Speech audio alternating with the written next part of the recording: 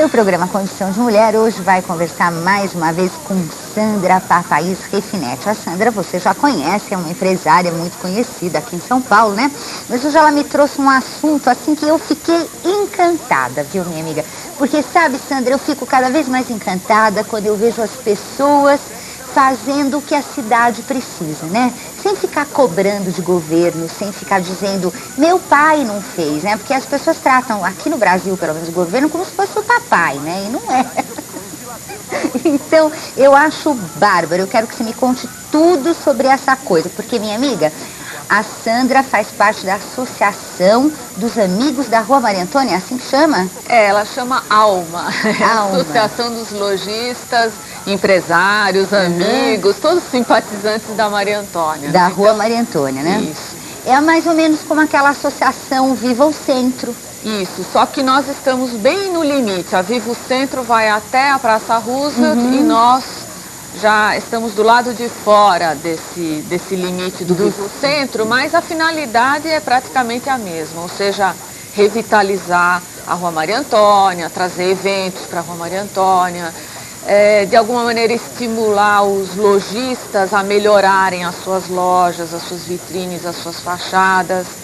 Trouxemos também segurança para a rua, porque como você falou, todo mundo reclama do governo, da prefeitura, do estado e tal, mas a gente sabe que o governo tem dificuldades grandes. Então não adianta também a gente só ficar reclamando e chorando.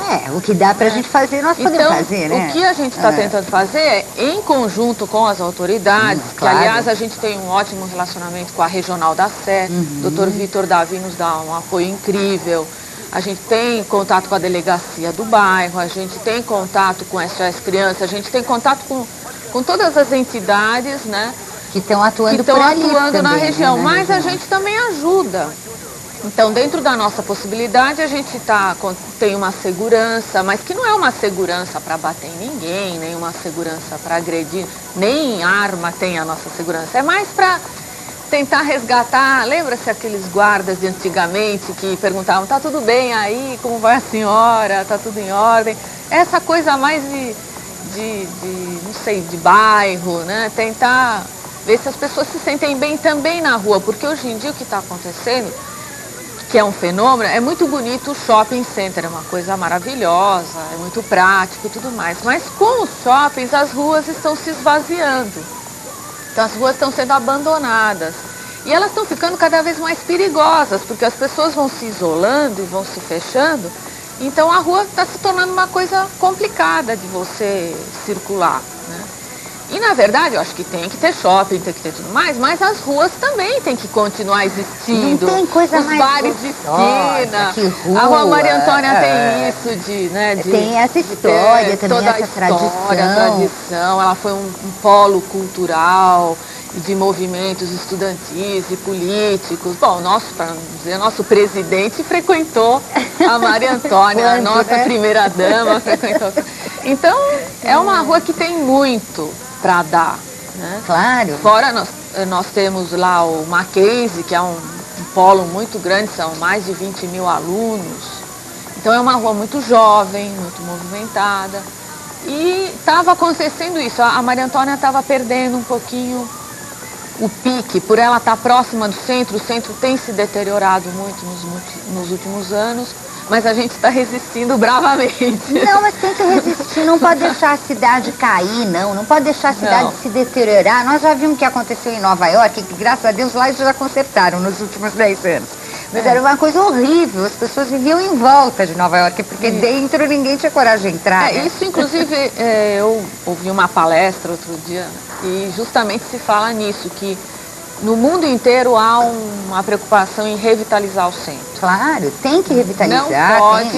E o brasileiro tem um pouco uma mentalidade assim, que acho que é um pouco colonialista ainda, de ocupando espaços e abandonando os espaços antigos. Então, uma vez eu li um artigo sobre isso. É interessante, você ocupa, explora, larga e vai para outro. Mas isso era antigamente, quando a agricultura, por exemplo, não tinha a tecnologia de hoje, quando havia necessidade de se mudar, de ser nômade.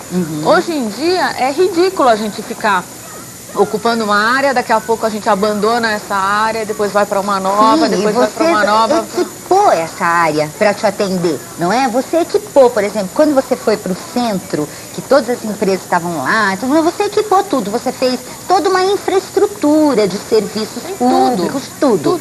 Aí você vai, aquilo sai da moda, é assim o negócio. Sai da moda. Então você vai embora e começa a valorizar outras áreas. Aí você saiu do centro, foi para Paulista, depois foi para o Jardim, Brasil e se você andar pelos Campos e hoje você já está lá no Brooklyn, lá na Se você andar pelos Campos Elíseos, tem casarões maravilhosos lá, que estão totalmente abandonados. Se fosse em outro país, o pessoal estaria dando pulos de alegria de ter aqueles casarões. Pra e a gente se dá o luxo de menosprezar. Deixa pra lá, né? Fica uma coisa que... Aí a cidade, aquele local se deteriora. É isso que nós não estamos mais dispostas a deixar acontecer.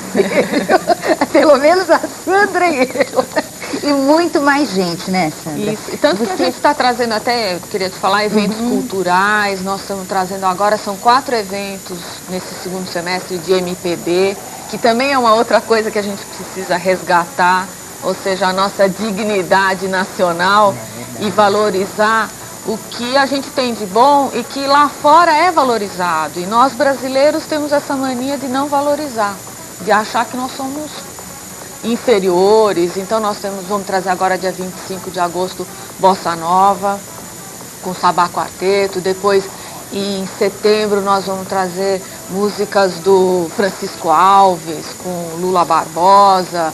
Depois vai ter, em novembro, vai ter a Maria Eugênia cantando Gonzaguinha. Em outubro eu tenho um show só sobre Elis Regina, com vocal Vesper. E são espaços públicos, são abertos? Olha, nós estamos fazendo esses eventos dentro do Pátio Maria Antônia, que é um espaço já com 11 lojas de fast food, que é o espaço que eu dirijo. Mas eles acabam se refletindo na própria rua, porque as pessoas têm que frequentar.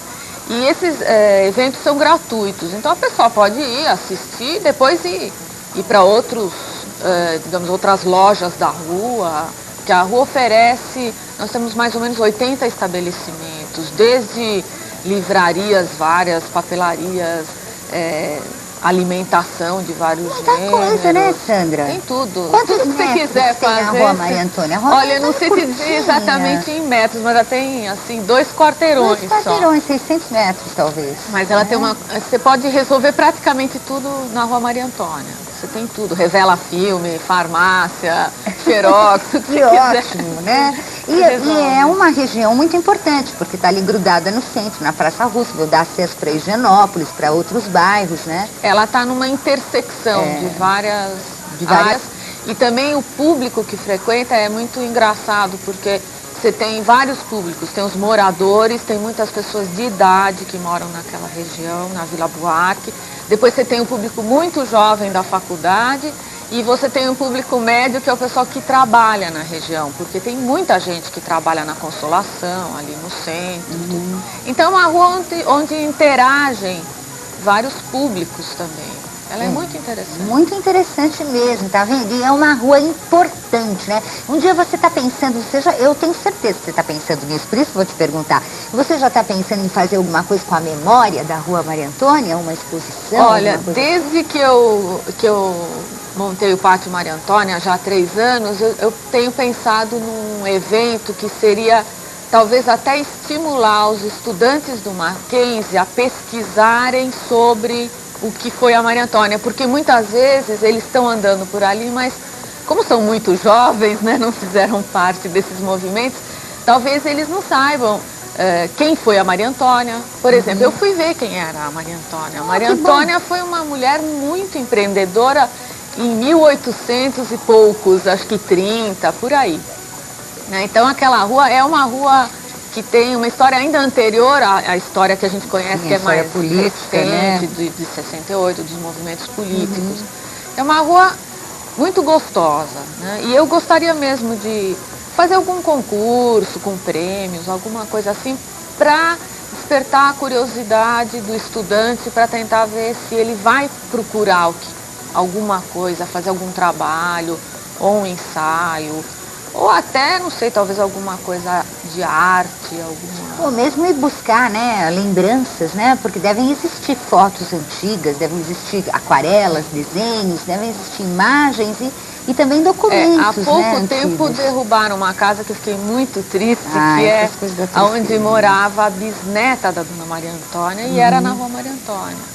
E foi derrubada assim, sem mais nem menos, tal. Eu sofro quando eu vejo essas coisas acontecendo. Dá uma tristeza, né? Eu acho que é uma falta de respeito. Por exemplo, no Pátio Maria Antônia, não é um imóvel muito antigo, foi construído no final dos anos 40, mas nós preservamos todo o telhado em madeira. Todo o madeiramento foi mantido, só foi mudada a casca, digamos, as telhas e tudo mais. Mas o madeiramento, como é um trabalho muito bonito, eu não tive coragem de destruir. Né? O que é uma coisa que aqui no Brasil também é muito normal. Ah, derruba, faz de novo. Essa velharia aí, né? O pessoal fala, derruba essa velharia aí, faz tudo outra vez. Não vale a pena. Tá esquecendo que a velharia, minha amiga, tem muita história para contar, né? A história tá ali, escrita nos muros, nas lembranças, nos desenhos, tem tudo, né? É a linguagem da nossa cultura humana, né? Nós não podemos perder isso não, viu, Sandra? Parabéns para você por estar fazendo mais esse trabalho bonito. Obrigada. A Sandra só faz coisa bonita. Ela lá na Papaí já botou creche, já mudou tudo, já é toda diferente, né? Deu certo, deu mais, né? Você mesma esteve aqui contando pra gente que a produtividade cresceu com a creche, com tudo isso. A Sandra só faz coisa bonita, agora está no Pátio Maria Antônia, para ajudar a gente a preservar a memória da nossa cidade, que é muito importante, muito mesmo, né? Obrigada, Sandra, pela sua presença no Condição de Mulher. E para você, minha amiga, a gente vai para o intervalinho, volta já já aqui pela sua Rede Mulher de Televisão. Até já.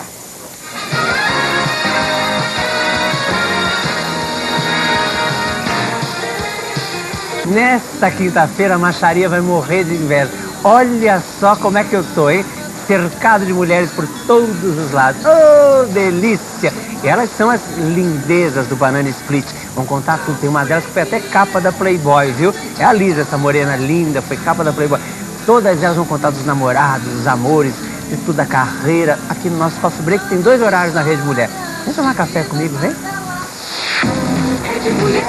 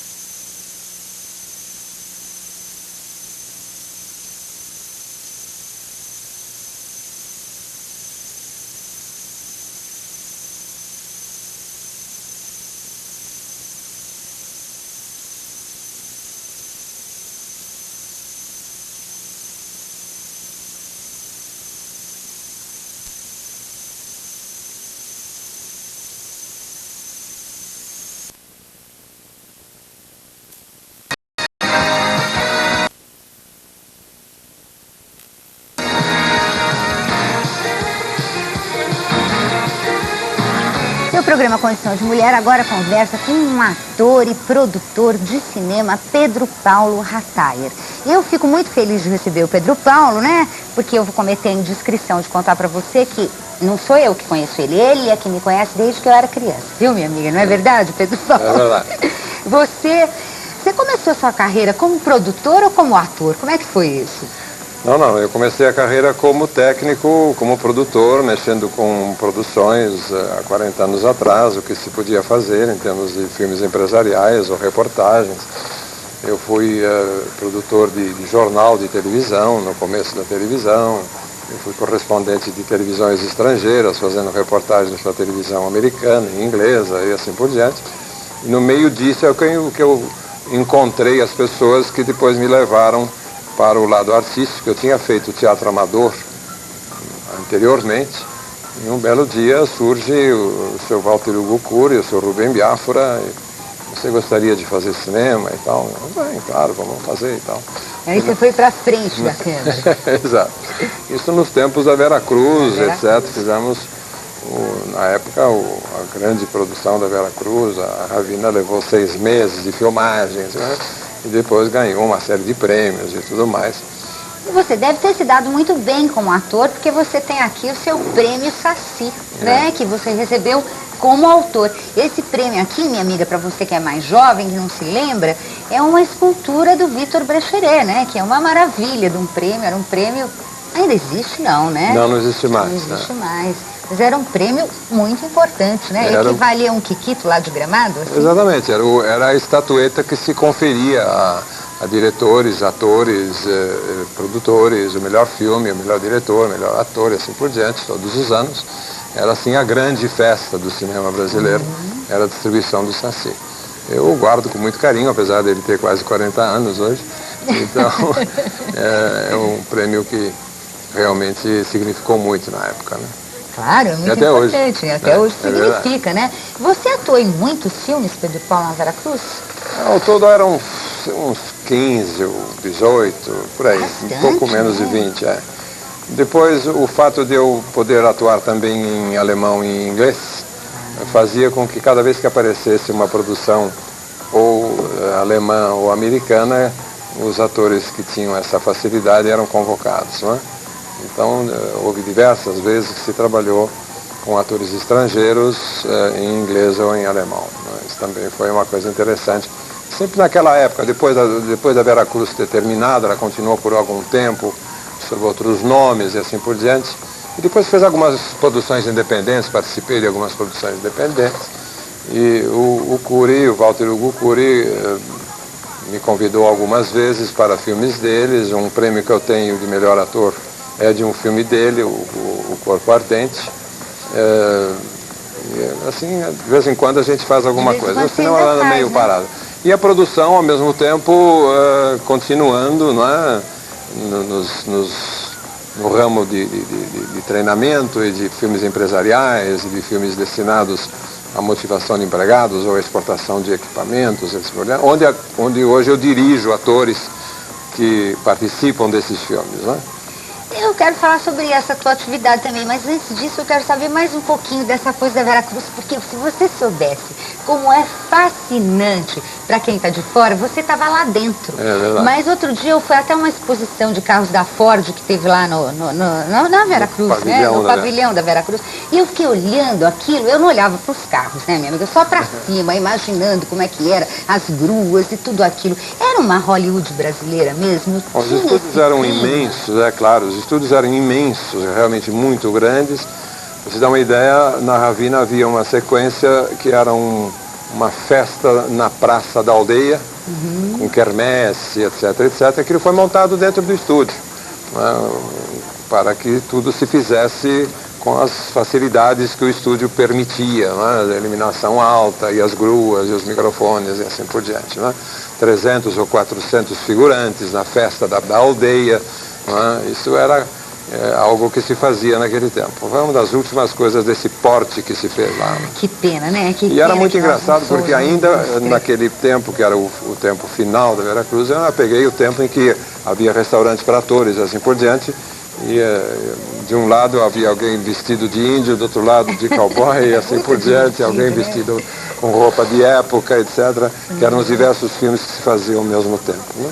Que é esse fascínio, essa magia que dá nos leigos, como nós que não participamos dos estúdios de cinema, essa mistura, essa coisa, esse mundo da fantasia dentro do cotidiano da gente. Há uma tentativa de fazer reviver um dos estúdios, que era o estúdio onde se podia fazer gravação com som, foi separado, está separado até agora, e ali se pretende recomeçar algo nesse novo movimento que existe do cinema brasileiro. Agora, com a lei do audiovisual permitindo capitais privados participarem disso e assim por diante, existe uma possibilidade de um recomeço, né? por favor, né, que recomece com toda a força, Isso porque mesmo. o cinema é imprescindível verdade. para qualquer povo e para qualquer cultura. Agora, você jamais largou o cinema, a câmera, a sua atividade. Você, paralelamente a toda essa tua vida de ator, você tem a sua própria empresa de Sim, produção. a produtora tem 44 anos, não é, que se faz filmes de diversos gêneros, e hoje, evidentemente, o grande enfoque é o treinamento, né? As empresas precisam de filmes para treinar seus funcionários. Acabamos de terminar de uma empresa que conseguiu o certificado ISO 9000 e precisou de um filme para explicar isto aos seus funcionários, como é que o procedimento dentro da empresa se dará daqui por diante, assim por diante. E se usa muito, né? Nós podemos ver, você trouxe alguma coisa para nós, não trouxe? Eu Podemos trouxe para ver? vocês alguma coisa de filmes de treinamento específicos, são trechinhos que vão aparecer 1 minuto e pouco de cada filme, depois a gente pode comentar um pouquinho. Ok, então vamos ver um dos filmes. Foi horrível, tudo bem, foi horrível. O que eu fiz de errado? Eu fiz perguntas. Para começar, fez o tipo errado de perguntas. Devia fazer perguntas abertas. Oh, perguntas abertas, é claro, entendi. O que são perguntas abertas? Perguntas que abrem as pessoas, que não se respondem com sim ou não. Precisa perguntar quem, onde, quando e, claro, como. E por quê? Sim, mas lembre-se que por quê pode parecer agressivo, impertinente. Melhor perguntar qual a razão. Tente de novo.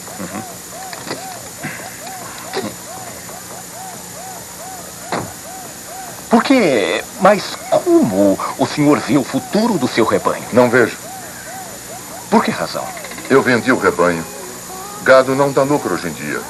No outono decidimos mudar. Nós mudamos para o milho.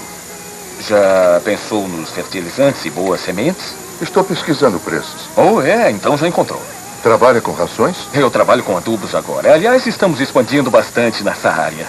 Mas eu não vejo por que o Ninguém senhor está lhe agora... pedindo para ver por quê. Por que não entre nisso? Essa não é uma situação de porquê. Apenas anote os códigos, certo? Compreendeu? Ótimo. Assim não está dando. Vocês precisam ficar espertas. Agora vamos acabar com essa bagunça. Nesse caso, o jogo só podia terminar mal. Sei. Pedido número 10037. 10037. 19935. 19935. O que é isso? Um armazém ou um centro de lazer? As coisas estão meio paradas. As coisas estão paradas, é isso? Bem, eu acho que temos de fazer algo sobre as coisas, não é? Como uma suspensão. Talvez as coisas possam me informar onde está o pedido número B10214. Está ali. Está ali. 6 dias atrasados e ele diz está ali. Bem, falta uma festa e estamos esperando por ela. Deus me ajude. Quantas vezes eu já disse que quando falta alguma coisa é preciso fazer um relatório de peça faltante. Sim, mas... dentro de 24 horas. Mas o pessoal disse que já vinha vindo um novo lote, por isso pensou... Você pensou? Quer dizer então que sabe pensar? É a última vez que me hospedo nessa droga de hotel. Eu vou ficar muito, muito aborrecida. Rita, não! Eu vou morrer de saudades. Rita, controle-se, por favor. Mil desculpas, minha senhora. Ela está muito descontrolada. Eu vou demiti-la imediatamente. Ela foi muito inconveniente.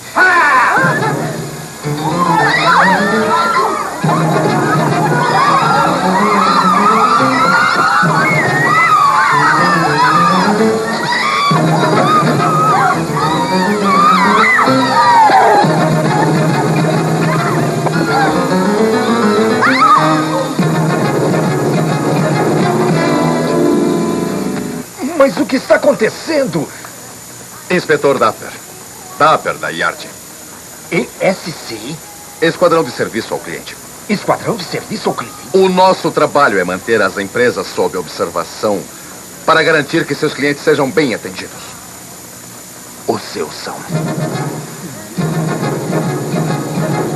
O cliente interno, como atender às suas necessidades. Versão brasileira, Helicom, São Paulo. Nossa, Pedro Paulo, são todos filmes assim engraçados, divertidos, meio malucos. É uma observação interessante. Esses filmes são produzidos pela Video Arts na Inglaterra, são dublados e distribuídos aqui. E esse pessoal saiu da BBC e eles fizeram o seguinte: a indústria cinematográfica de longa-metragem na Inglaterra também andou mal, e eles pegaram os diretores e os escritores, os roteiristas da Pinewood e da Rank, nos grandes estúdios ingleses, e começaram a escrever esses filmes de treinamento. O resultado é que os filmes de treinamento têm jeito de longa-metragem, tem historinhas e principalmente tem humor.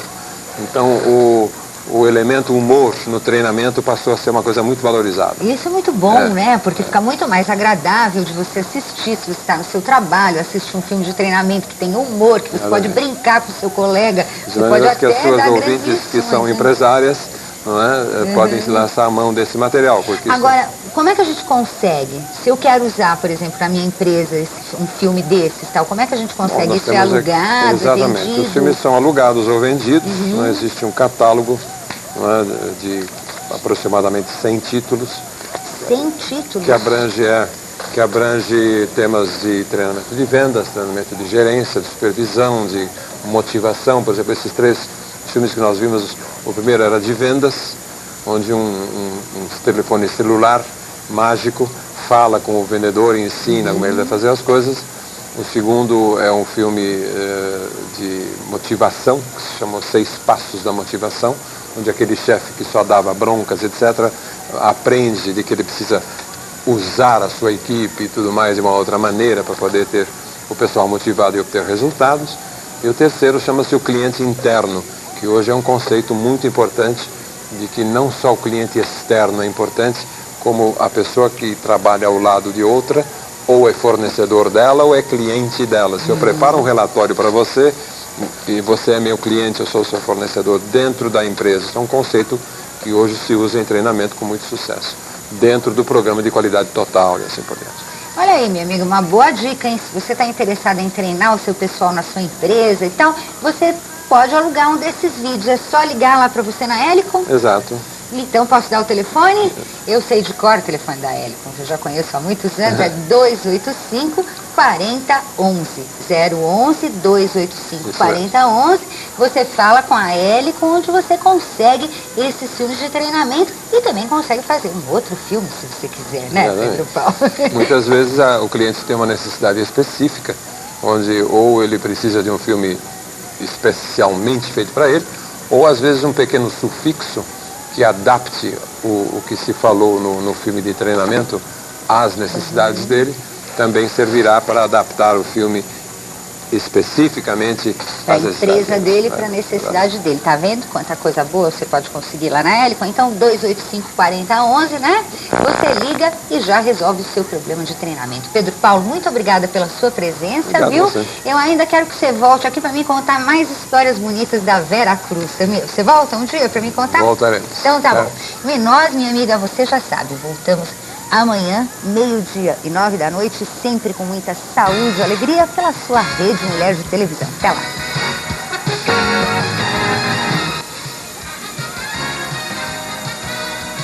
ZYB 858, Rede Mulher de Televisão. Em São Paulo, canal 42, UHF. Em Campinas, canal 57.